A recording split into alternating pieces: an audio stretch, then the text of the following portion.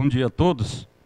Como o professor Marcos disse, meu nome é Rodinei Augusti, eu sou graduado, mestre e doutor em Química pela Unicamp. Atualmente eu sou professor associado na UFMG e fiz cursos de pós-doutorado na Universidade de Purdue, nos Estados Unidos. Nós vimos várias palestras anteriores a essa minha. Como o professor Marcos disse, eu como químico, eu vejo beleza e presença de design nas moléculas. Então, tivemos exemplos de sistemas biológicos maravilhosos, mas eu vou falar hoje sobre evidências de design inteligente na química da vida, processos bioquímicos ao nível molecular. Então, como químico, eu vou ter que mostrar algumas estruturas, assim como fez o professor Tarcísio, né? E é aí que eu vejo realmente que as interações entre essas espécies químicas revelam, sem sombra de dúvida, a presença de um design. Existem vários exemplos na literatura de sistemas bioquímicos complexos que mostram justamente a presença desse design. E na minha apresentação de hoje eu vou falar sobre dois desses exemplos, com detalhes ao nível molecular. O primeiro deles é sobre o transporte e armazenamento de oxigênio no processo de respiração. E o segundo, eu vou falar sobre a química da visão. No caso começando com esse aqui, o transporte e armazenamento de oxigênio, esses dois processos eles são feitos por duas proteínas, a hemoglobina e a mioglobina, e em comum, essas proteínas elas têm um grupo que nós chamamos de grupo M. Esse grupo M ele é constituído por uma molécula de porfirina, um macrociclo de porfirina, que ele é constituído basicamente de 4 anéis pirrólicos com ligações duplas conjugadas. E o grupo M também contém um átomo de ferro, o que é muito importante dizer, no estado de oxidação +2. Conforme a gente vai ver no transcorrer da minha palestra, o estado de oxidação aqui tem uma importância crucial nesses processos de transporte e armazenamento de oxigênio. Esse grupo porfirina ligado ao átomo de ferro, como representado aqui, ele está, a princípio, num plano.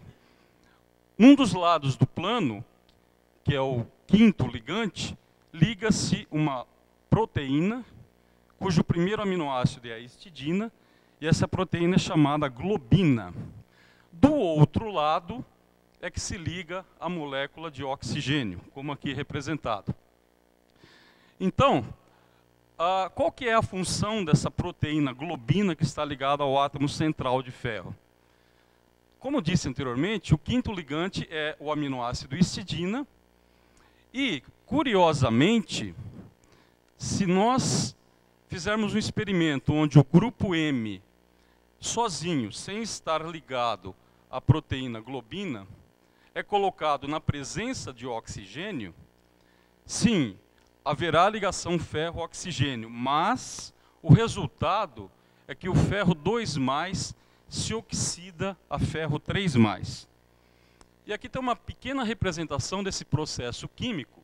O grupo M sozinho, sem estar ligado à globina, na presença do oxigênio, inicialmente a formação da ligação ferro de oxigênio, molécula de oxigênio, porém, sem essa globina, esse sistema oxigenado se encontra com um outro grupo M e forma uma espécie de mérica, onde o átomo de ferro ele se oxida para ferro 3+. Dando sequência a esse sistema reacional, esse dímero de ferro 3+, ele se quebra e forma uma espécie um tanto quanto exótica, contendo ferro no estado de oxidação 4+. Para quem trabalha nessa área sabe que ferro no estado de oxidação 4+ é extremamente instável. E por isso ele reage com outro grupo M, ferro 2+, para formar um dímero que nós chamamos de hematina, e o estado de oxidação de ferro é ferro 3+. Então, o grupo M sozinho, sem estar ligado à globina, ele não é estável na presença de oxigênio.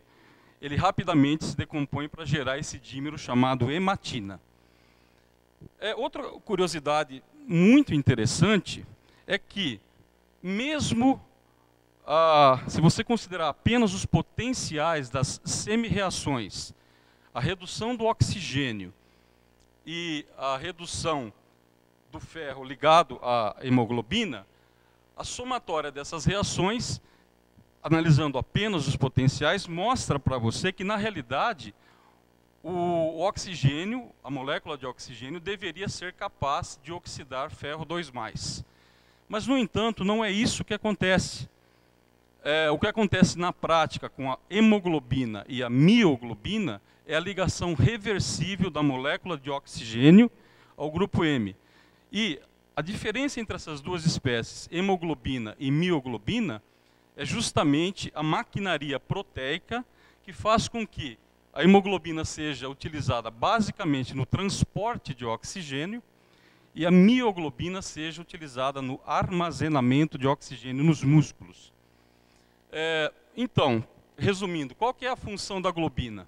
Aqui eu tenho uma representação desenovelada, né, da molécula de mioglobina, que essas proteínas, elas empacotam o grupo M. E a formação do dímero hematina, aquele que eu acabei de mostrar anteriormente, ela é evitada e a ligação com a molécula de oxigênio acontece de modo reversível, o que é muito importante. Então, a globina age para modular a ligação com O2, tornando-a reversível, e, de modo bastante impressionante, que pequenas alterações nos aminoácidos na globina podem causar autooxidação, por exemplo, da hemoglobina, levando ao ferro no estado de oxidação 3+, e essa espécie é chamada de metahemoglobina. E, curiosamente, a metahemoglobina não tem capacidade de se ligar à molécula de oxigênio. Ao contrário, ela se liga preferencialmente a moléculas de água. Então, apenas como curiosidade, a metahemoglobina, todo mundo aqui já viu, provavelmente, né? Porque, ao contrário da hemoglobina, a metahemoglobina é marrom e se coordena com água na sexta posição, ao invés da molécula de oxigênio. Então, a gente consegue ver metahemoglobina no sangue seco e carne envelhecida. E os açougues, tentando ludibriar os consumidores, eles utilizam ácido ascórbico para reduzir a metahemoglobina e tornar a carne mais agradável aos olhos. E, também de modo muito importante de ser dito, é que no nosso organismo existe uma enzima, que é a metahemoglobina redutase, que é capaz de converter a metahemoglobina, ferro 3+, em hemoglobina, que é a espécie contendo ferro no estado de oxidação +2. Bom, apenas um pequeno histórico a respeito dessas duas proteínas. Elas sempre despertaram a atenção da humanidade devido à sua cor vermelha, né? E foram, por causa disso, as primeiras proteínas a serem cristalizadas em 1849, a terem suas massas determinadas com exatidão, a serem estudadas por ultracentrifugação, a serem associadas com a condição fisiológica com mutações pontuais detectadas e, finalmente, a terem suas estruturas determinadas por raio-x. Essa determinação foi feita por dois pesquisadores, Andrew Kendrill e Max Perutz, em 1959 e 1968. especialmente com a hemoglobina, teorias de cooperação de transporte de oxigênio, que eu vou entrar em maiores detalhes ainda nessa apresentação, explicam como a hemoglobina funciona e como ela é capaz de pegar o oxigênio nos pulmões e liberá-lo nos músculos. Então, inicialmente, falar um pouquinho sobre a estrutura da mioglobina. A mioglobina, especificamente, ela não está envolvida no transporte de oxigênio. Ela é responsável pelo armazenamento de molécula de oxigênio nos músculos. Tem aqui a estrutura dela com o grupo M, o anel porfirínico, o átomo central de ferro e a cadeia proteica. A mioglobina, ela é uma estrutura aparentemente, aproximadamente esférica, com as seguintes dimensões: 440, 250 picômetros. E, de modo importante de ser dito, ela tem 153 resíduos de aminoácidos na sua cadeia proteica. Desses 153 aminoácidos, 121 estão em hélices. As hélices são chamadas de A até H.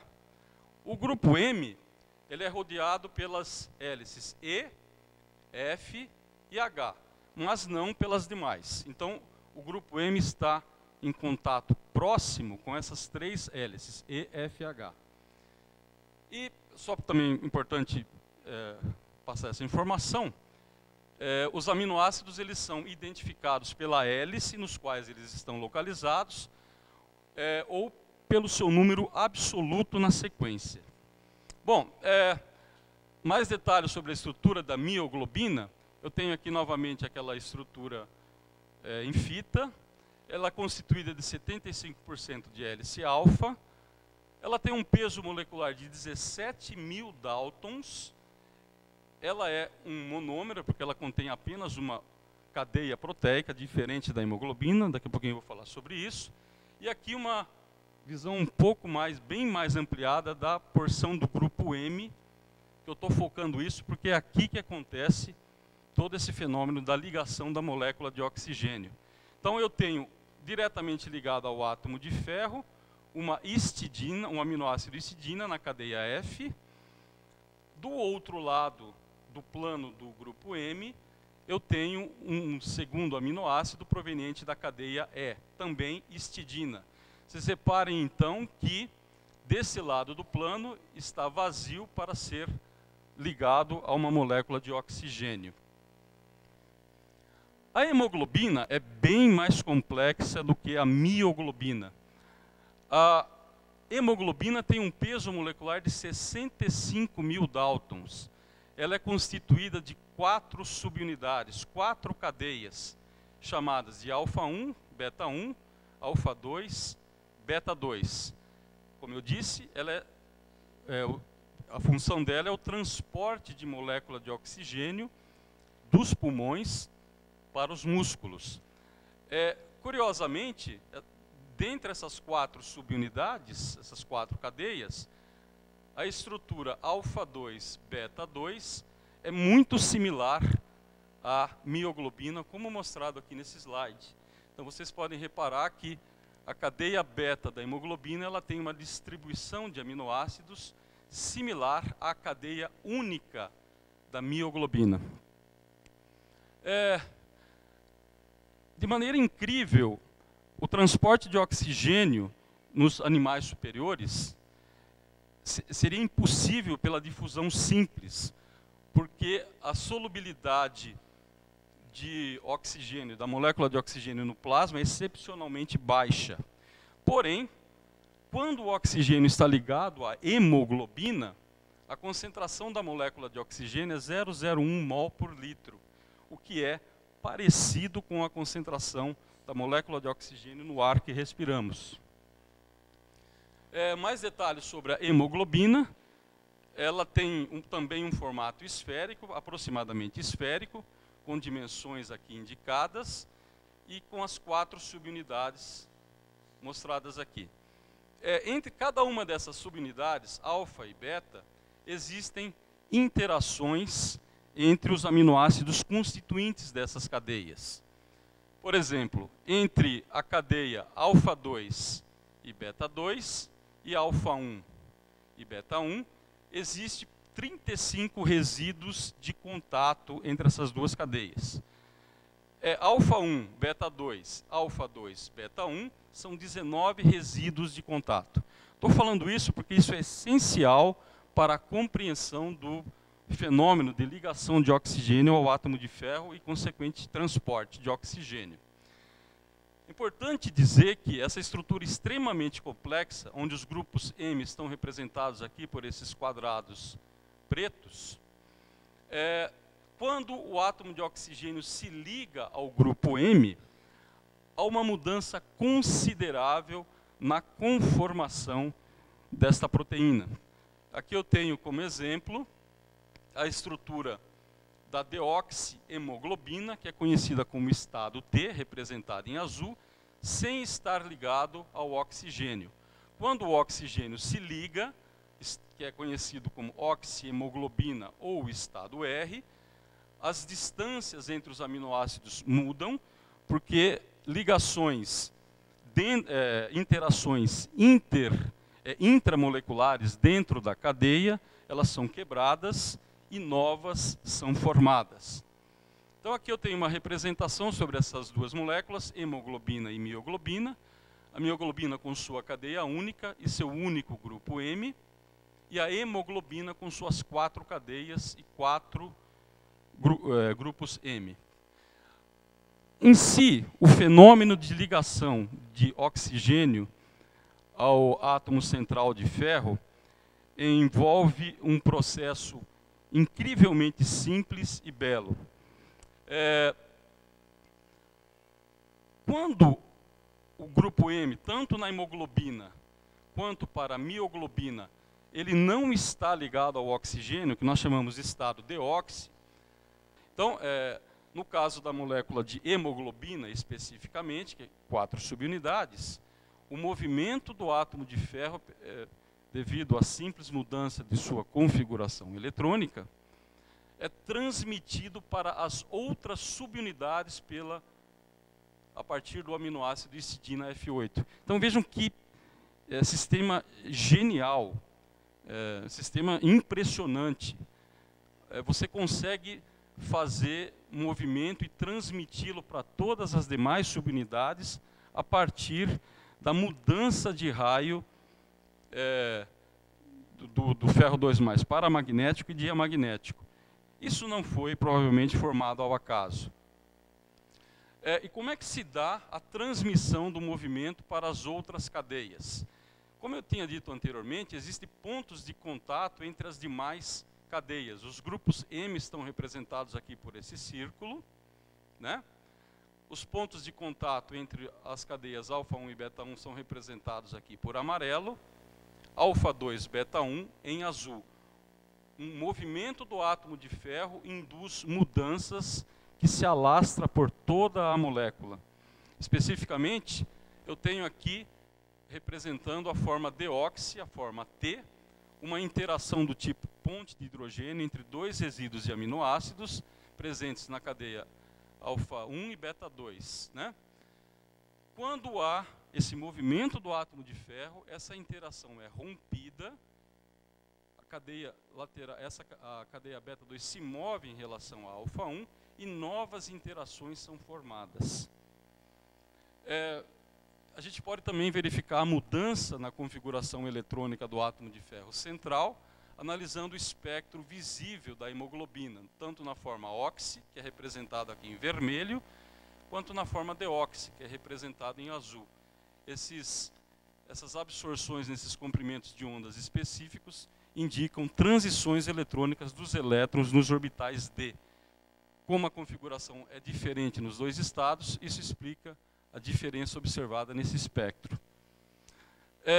Bom, em termos práticos, como é que se dá a transferência de oxigênio da hemoglobina para a mioglobina? A molécula de O2, ela deve ser coletada na atmosfera, ou seja, dentro dos pulmões. Essa molécula deve ser transportada e liberada no local correto de um modo eficiente. A hemoglobina, ela tem, apresenta diferenças em relação à mioglobina no seguinte sentido. Ela tem alta afinidade por O2 nos pulmões, onde ela capta esse O2, e ela tem baixa afinidade por O2 nos músculos. A mioglobina, por sua vez, que está localizada nos músculos, ela já tem alta afinidade por O2 nos músculos, né? Ou, em outras palavras, a hemoglobina vem dos pulmões carregada de oxigênio. Nos músculos, esse oxigênio é captado pela mioglobina. Explicando isso de maneira bem simples, considerando apenas conceitos fundamentais em química, que são os conceitos de equilíbrio, no caso da mioglobina, a mioglobina ligando-se à molécula de oxigênio, forma a mioglobina oxigenada, mioglobina, desculpa. Tem aqui a constante de equilíbrio, onde a concentração de oxigênio é expressa em termos de pressão parcial de oxigênio. A saturação representa a relação entre a mioglobina oxigenada e a mioglobina total. Fazendo arranjos matemáticos, a gente chega na expressão de que a saturação é dependente da pressão parcial de oxigênio. Outro conceito importante para se entender como funcionam essas moléculas é o conceito de P50. É a pressão parcial de O2, molécula de oxigênio, quando a saturação é metade. Em outras palavras, quando metade está na forma oxigenada e metade na forma livre. Fazendo novamente pequenos ajustes matemáticos, transformações, a gente chega que a saturação é função da pressão parcial de oxigênio e P50 é uma constante. O que esse valor de P50 tem a nos dizer? Se eu fizer um gráfico do YO2, a saturação de oxigênio, em função da pressão parcial do oxigênio para a mioglobina, essa gráfico, essa linha preta aqui que eu estou mostrando com laser, eu posso chegar facilmente a algumas conclusões. O valor de P50 para a mioglobina é 2,8 torr, é muito baixo. Ou seja, mioglobina já está 50% oxigenada numa pressão muito pequena, né? E mais importante, aqui essa linha tracejada mostra a pressão do sangue venoso típico, e essa aqui da pressão, a pressão parcial de oxigênio no sangue arterial. Reparem que, em termos de saturação, a diferença é muito pequena, né? Dentro das faixas normais de concentração, no sangue arterial, a saturação de mioglobina é 0,97 e no sangue venoso é 0,91. Então, a mioglobina, mesmo em pressões muito baixas, ela está quase que completamente oxigenada. E o que acontece com a hemoglobina? As 4 subunidades da hemoglobina competem de modo independente pela primeira molécula de oxigênio. Como eu expliquei para vocês, quando o primeiro oxigênio se liga à molécula de hemoglobina, a mudança de conformação é transmitida para as outras subunidades. As outras subunidades, então, ficam prontas para receber novas moléculas de O2. Isso é o efeito cooperativo. Quanto mais oxigênio a hemoglobina aceita, mais o próximo oxigênio se insere com muito maior facilidade. Então, o quarto O2, a quarta molécula de oxigênio, liga-se à hemoglobina 100 vezes mais rápido que o primeiro. Então, o contrário também é válido. Quando eu estou num sistema com baixa pressão parcial de oxigênio, para retirar o primeiro oxigênio é difícil. Os demais são bem mais fáceis de serem removidos. Eu tenho aqui uma analogia que mostra esse efeito cooperativo de remoção de oxigênio da hemoglobina totalmente oxigenada. Eu tenho aqui 4 selos representando 4 oxigênios ligados nas subunidades da hemoglobina. Para que eu remova o primeiro selo é mais difícil, porque eu tenho que destacar 2 lados desse sistema, aqui e aqui. Para remover o próximo selo, o próximo oxigênio, já é mais fácil. Basta eu destacar esse lado. Para remover o terceiro oxigênio também é fácil, basta eu destacar um lado. O quarto oxigênio sai facilmente, porque ele já não está mais ligado com ninguém. Assim é que acontece com a liberação de oxigênio pela hemoglobina nos músculos, onde a pressão parcial de oxigênio é muito baixa. Então, fazendo um tratamento matemático muito similar ao que foi feito anteriormente, considerando constantes de equilíbrio, rearranjos matemáticos, a gente obtém também um gráfico do Y, da saturação da hemoglobina em função da pressão parcial de oxigênio. Aqui eu mantenho a hemoglobina. Reparem que o formato da curva da hemoglobina é diferente. Eu tenho a pressão, esses pontos representando a pressão venosa e a pressão arterial. E aqui eu posso tirar algumas conclusões bastante interessantes, importantes na realidade, né? A fração de saturação da hemoglobina, a centor, ao nível dos pulmões, é 0,95. Significa que ela está 95% saturada com oxigênio. Ao nível venoso, nos músculos, a saturação cai para 0,55. Há uma variação na saturação de molécula de oxigênio de 0,4. Lembrem que a mioglobina era muito diferente esse comportamento, né? Então, a hemoglobina libera oxigênio mais facilmente que mioglobina nos músculos. Resumindo, na presença de pouco oxigênio, a hemoglobina tende a liberar O2. Na presença de muito oxigênio, a hemoglobina tende a se ligar com O2. Isso acontece nos pulmões e a primeira situação acontece nos músculos. Finalmente, falar um pouquinho sobre o efeito Bohr. O efeito Bohr relaciona como o pH afeta esse equilíbrio de ligação da molécula de oxigênio na hemoglobina.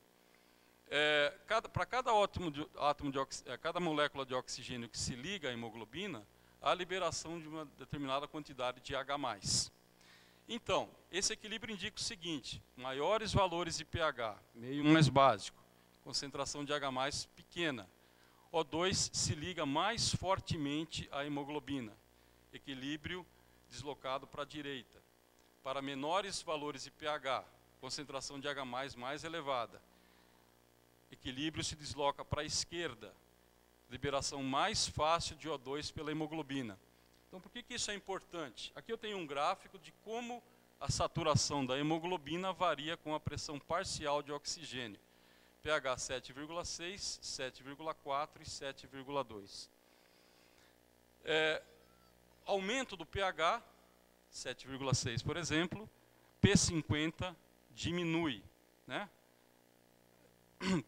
P50 diminui esse valor de pressão parcial de oxigênio e aumenta a ligação com o oxigênio. O efeito contrário é obtido quando o pH diminui. Por que isso é importante? Para situações de extremo esforço físico, há necessidade de grande consumo de oxigênio. Nessa situação, CO2 é liberado. CO2 liberado reage com água, e essa é uma reação química bastante comum, né? Há a formação de H+, o pH diminui, e quando o pH diminui, a ligação da hemoglobina com o oxigênio diminui, liberando o O2. Ou seja, é um sistema tão perfeito que ele é planejado para fazer um ajuste fino da necessidade de oxigênio de acordo com a demanda, o seu esforço físico, em últimas palavras. Bom, então, para encerrar,